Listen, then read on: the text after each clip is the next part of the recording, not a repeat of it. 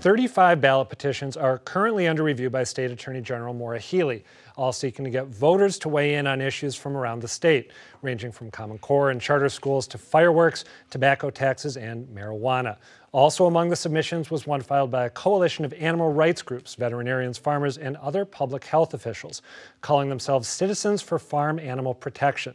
They say the petition aims to curb extreme confinement and lifelong immobilization of animals at industrial-style factory farms, and would ensure that certain farm animals are able to stand up, lie down, turn around, and extend their limbs. It would also ban the sale of eggs, veal, and pork raised in tight confinement. Opponents argue the push would lead to higher food costs. However, we tried very hard and none of those opponents would agree to join us tonight. So instead, joining me now are two members of Citizens for Farm Animal Protection.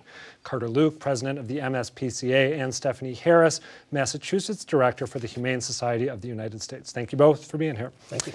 So tell me how most farm animals are currently housed and what sort of a difference this ballot initiative, if it succeeds, would make.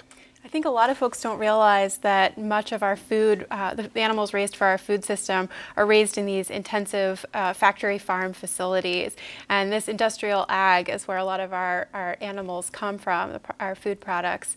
And this measure would ensure that the animals that are raised for food here in Massachusetts have enough space to freely turn around and extend their limbs. Now, my understanding, oh, go ahead, Carter. I was going to say it's really about three kinds of animals. It's about egg-laying chickens, it's about pregnant pigs, and about veal calves. And again, very simply, the law says they have to have enough space to stand up, lie down, turn around, and extend their limbs. So no fixed physical dimensions for those three types of animals, just as long as they can execute those very tasks. Modest proposal. Okay. Why only those three types? Why not, say, chicken raised for consumption? Why not cattle? I think these are certainly three of the most abusive kinds of confinement, and there's millions and millions of animals that are involved across the country in this kind of situation, and these are clearly the most cruel and abusive ways.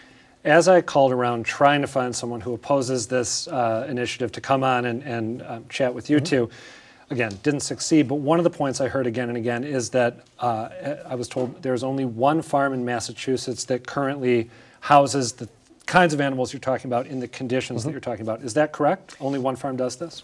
Yes, there are thousands of animals in that farm in Massachusetts and millions more affected across the country. What is that farm in Massachusetts?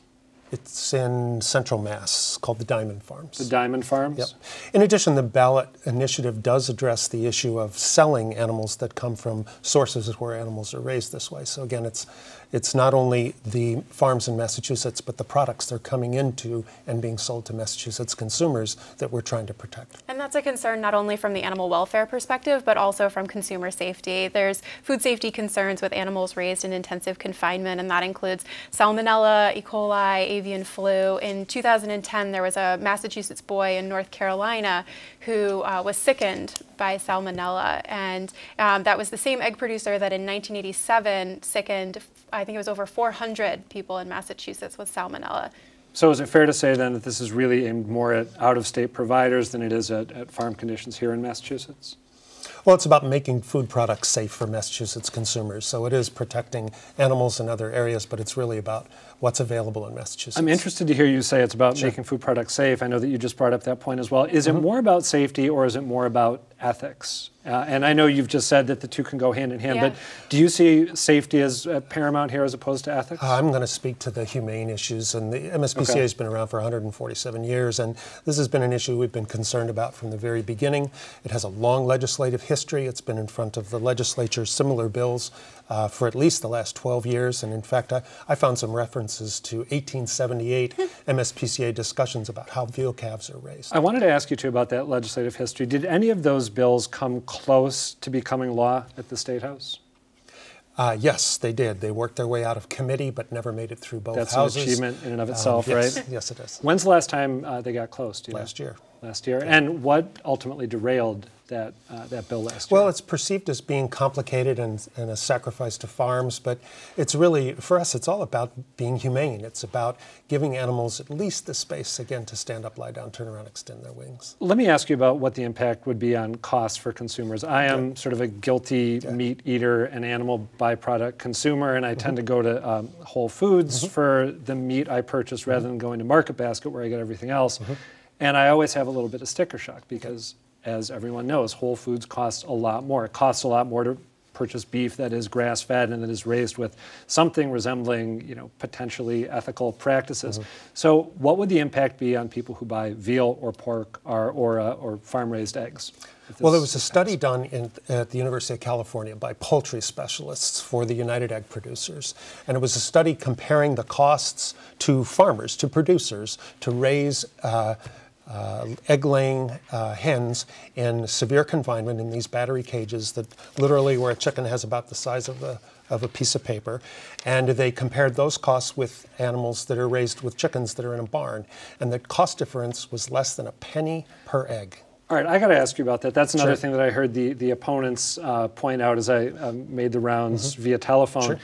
When I buy free-range eggs, and I'm always sort of skeptical about whether free-range really means what I think it means, but they don't just cost a penny more per dozen. They cost a lot more per dozen. So is the notion that this is going to lead to a 1 cent per egg cost, is that past the smell test? There's a difference between the cost of production and the cost in retail. Right. And the study that Luke referenced is for production. And there is no reason why it shouldn't be more than a few pennies that we're talking about here. And when you look at the hidden costs, those are the costs that the animals are paying that are in this extreme cruelty. And the safety of the consumers, the food safety issues here. And I did want to add in that, this isn't a Whole Foods movement. This is a movement across the board. And this is something that large retailers and corporations across the country are already moving in this direction. 10 states have already passed similar legislation, and this is in line with those. Yeah, take Walmart, for example, who announced that they were looking to have the people from whom they procure food meet these kinds of standards. Right. And they're really modest standards. And even Walmart is saying, we got to make a change. McDonald's, Dunkin' Donuts, there's just scores and scores. One question that seems to raise for me is, if in fact there are enough consumers who like me, like the idea of purchasing meat or animal byproducts that are created in some sort of a semi-ethical manner or semi-humane manner, why does this need to be legislated at all or go to a vote? Why not just let consumer preference guide this? And if, for example, Walmart and McDonald's are already getting on board, why not just let popular sentiment continue pushing it as opposed to putting it to a statewide vote? Yeah. Well, I think that what's necessary is that, indeed, that the companies have come out and said, in principle, this is what we'd like to do. We're trying to ensure, indeed, that that does happen. This legislation, by the way, doesn't go into effect once passed until 2022.